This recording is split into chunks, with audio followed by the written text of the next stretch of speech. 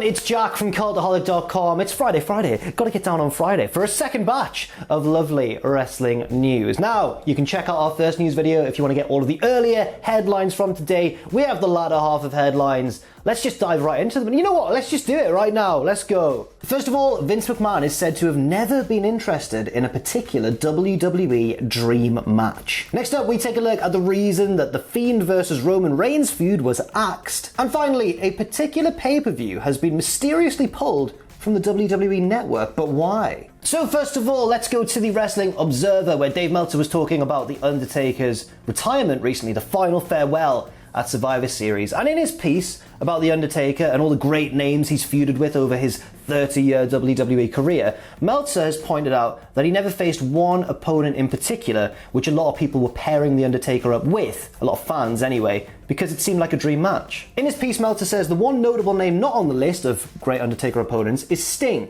the dream match for a generation of fans, but one that McMahon never saw as a big deal. He goes on to say, in hindsight, even after the loss, the 2015 WrestleMania in Santa Clara should have gotten the match. Obviously, at that event, Triple H beat Sting, so welcome to WWE. Meltzer ends by saying, by that point, it may have not been a classic because both guys were getting on a bit in terms of age, but with smoke and mirrors, they'd have done fine and it would have been a legendary moment. Undertaker's win over Bray Wyatt that night was largely forgettable past the ring entrance, where Taker obviously came out and it was still daytime and Bray Wyatt had zombies, I think, with him. It was a good match, it wasn't bad or anything, but everybody wanted Taker versus Sting. And apparently that is the reason why we never got Taker versus Sting. It was because Vince McMahon simply didn't see it as a particularly big deal. News which will no doubt be quite frustrating to a lot of Attitude Era fans who were, or Monday Night Wars era fans more specifically, who were seeing Undertaker on Raw, Sting on Nitro, both doing their thing, both with distinctive and ultimately iconic dark gimmicks, and then they would never clash, despite both at one stage being in WWE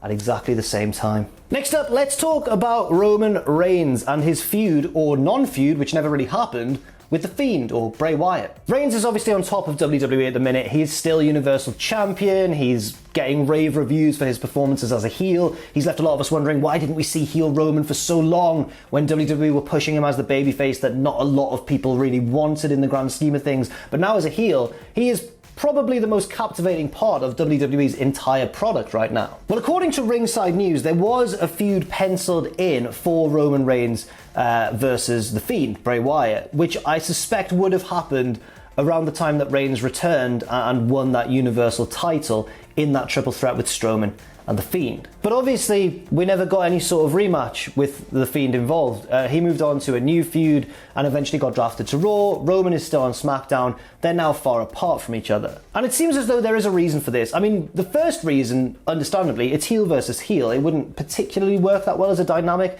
especially if you're trying to get both guys over as the big heel on WWE, you know, and in the landscape of WWE, on their respective brands now, of course. But back then, it would have still been a clash between the two biggest heels on SmackDown. I don't know if it would have made much sense. But then WWE, weirdly, were teasing it, weren't they? Remember The Fiend, or Bray, I suppose, introduced Wobbly Walrus on his show on the Firefly Funhouse, and that was supposed to be a send-up, a spoof of Paul Heyman. But then Wobbly Walrus was dropped from the Firefly Funhouse, and it seems that apparently this was a sign that WWE were not interested anymore in a feud between Reigns and Fiend. Possibly a wise decision. So according to Ringside News and also Dave Meltzer, they've both kind of reached an agreement on this story. Apparently, the decision was made to move Wyatt to Raw to work with Orton, which he's doing currently, and keep him away from Reigns. The reason for that, there are forces working at protecting Reigns from bad booking, and the idea is that a feud with Wyatt would do him no favours. I'm not sure if a feud with Wyatt has done anybody any favours really since he became The Fiend. Everybody was of course very excited, and rightly so, when he debuted the Fiend gimmick. It looked excellent, the music and everything. That first match against Finn Balor, who looked terrified, it was awesome. But then things went downhill really fast, and it just didn't seem to work the way they were presenting him, especially in matches against the likes of, most famously, or most infamously, Seth Rollins at Hell in a Cell. And that was a real turning point for Seth. Eventually WWE had to turn him heel to kind of save his momentum. Then of course there was the feud with The Miz, which didn't make The Miz look great. And again, Miz had to be turned heel as well. Very strange stuff going on with The Fiend, and I think it was probably the right decision for them to not to not have Roman feud with him, because if Roman had won, there would still have been lots of weird stuff going on, and if Roman had lost, then that would have been disastrous for him. Now let's go to a recent edition of the Wrestling Observer Radio, where it was discussed why The Miz has been given the Money in the Bank briefcase. Obviously, Miz did not win the Money in the Bank ladder match in 2020. That was won by Otis, and then he lost it to The Miz because, Tucker turned heel, and that hasn't really been followed up on. Well, on Wrestling Observer Radio, they were talking about the reason that Miz was given the briefcase.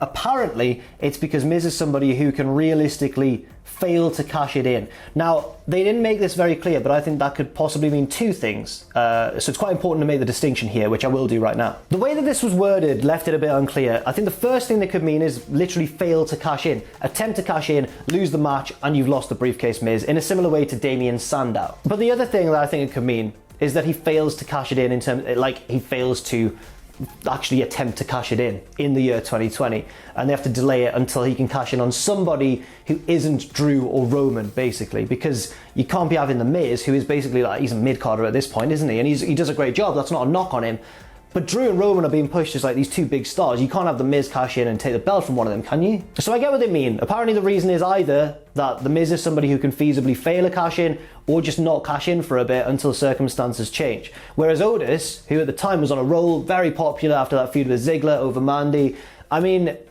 it would be a bit soul-crushing if he attempted to cash in and Roman just crushed him, wouldn't it? The counter-argument to that, though, is that taking the briefcase off Otis may have helped to save Drew and Roman from a feud with The Miz, but it's not saved Otis. Because if you look at where Otis was when he had the briefcase and where Otis is now, there's a big difference. And yes, he put in a bit of a brave performance in the men's Survivor Series team recently, but he was the second last man eliminated behind Jey Uso and really didn't get that much of a chance to shine, certainly not compared to where he was at earlier on in 2020. So while I understand their reasons for giving Miz the briefcase, my question is then, why give Otis the briefcase at all if the only way for him to go then was down? I feel quite bad for Otis. He deserved that briefcase, I think. It's just that the rest of the booking didn't fit with that decision, and they kind of painted themselves into a corner, by the sounds of it anyway. Next up, it's been circulating the news sites recently, including Cultaholic.com, with a wonderful report written up by our own Aidan, our resident news hound. Basically, you may have noticed, an old pay-per-view is missing from the network, and nobody knows why. Yes, it was reported recently that TLC 2013 is missing from the WWE Network, and still is at the time of recording this video. I thought it would have been fixed by now, put back up again, but no. And if they put it back up, is something going to have changed? Is it going to be a noticeable change? Is it going to be such a subtle, slight change that we never know what was wrong in the first place? Or the other possibility, something has gone terribly wrong and it was just a huge accident, which is possible. But man, this looks a bit suspicious, doesn't it? The biggest reason that many people are theorizing about why TLC 2013 has been apparently temporarily pulled from the network is that it involves a match where CM Punk takes on The Shield in a 3-on-1 handicap match and comes out on top. He avoids a spear attempt from Roman Reigns, who nails Dean Ambrose, and then Reigns gets thrown out of the ring. Punk pins Ambrose and wins the match against insurmountable odds, like John Cena himself. I wonder why this is.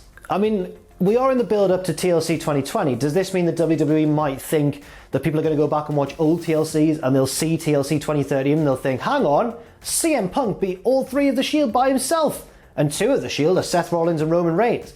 Now, yes, understandably, Dean Ambrose is now the biggest star in AEW, and WWE might not care about him getting pinned by CM Punk, but it still involves Rollins and Reigns, 2 of their biggest stars. I don't really know. It would be a very weird reason to pull it. It would be a bit unprecedented, wouldn't it? Because, if you're going to document all of the pay-per-views, and we love the WWE Network, it's a brilliant catalogue of every WWE pay-per-view ever, but people are always going to lose matches on the come up. I mean, The Rock, you want to go back and watch The Rock lose when he was Rocky Maivia? You can do. You want to go back and watch, a very young ringmaster Steve Austin not be as over as he was later on? You can do. I mean, that's part of it, isn't it? It's all a big, long journey. And I think to cut out parts of that, if this is indeed what's happened, is a very weird decision. But maybe more information will come out about this. Maybe WWE will release a statement. Maybe they'll try and sweep it all under the carpet. When TLC 2013 comes back onto the network, if and when, then I'm sure we'll have people forensically analysing it to see if anything has changed. Maybe it could just be like one line of commentary that, affected Vince the wrong way and he thought, no, we have to take that out. I really don't know.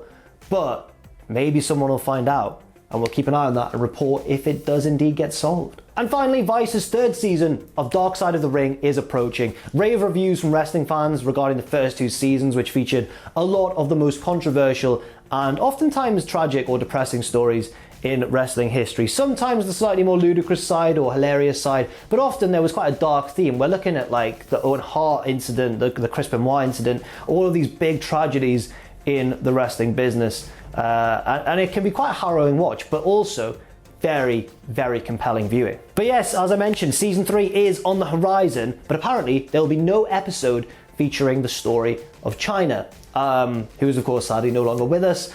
But there was speculation that there would be a China episode in the build-up to season 3, and that has been proven wrong, officially as well by Vice. I mean, Meltzer reported that the 3rd season will cover various stories such as Grizzly Smith, Brian Pillman, Dynamite Kid, and the Collision in Korea show, the infamous Collision in Korea show. And David Arquette also previously claimed that a Nick Gage episode was in the works as well. But apparently, yeah, Vice TV will not be producing a China episode. This all started when China's friend and former manager Anthony Anzaldo claimed that Vice TV approached him to be part of a future episode on China. Anzaldo said to Wrestling Inc. that they are putting it on Vice. This is before the story of it was nixed. He said they were putting it on Vice. It's a Dark Side of the Ring 2-hour version. They want me so bad because they know the story isn't told without me. I'm not giving them the rights while they claim they still have the rights because I signed a release when I did my sit down. Anzaldo also claimed that the series offered him $1,500 to be interviewed and that any footage featuring him could now not be used.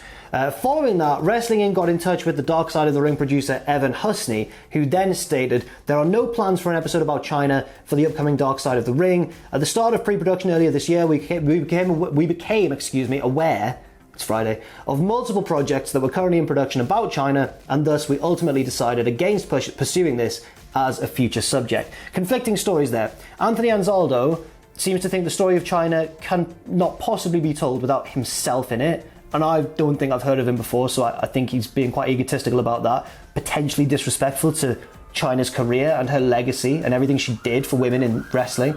But at the same time, can you hear those sirens going past right in the middle of my take? But at the same time, and I mean, I sound quite harsh there, but I do think that came across very egotistical from Anzaldo. At the same time, Wrestling Inc. have found out that Vice TV's official statement is that the reason for there being no China episode is because they found out about various other productions covering China and they decided to pull out. So very interesting stuff there. I tend to lean more towards what Vice is saying because that Anzaldo guy just sounds completely deluded. But let me know what you think about any of these stories in that comment section down below. That's it for this news video. Thank you very much for watching. I've been Jack from Cultaholic.com. Enjoy your weekend, of course. Stay safe, stay positive, and I'll see you very soon.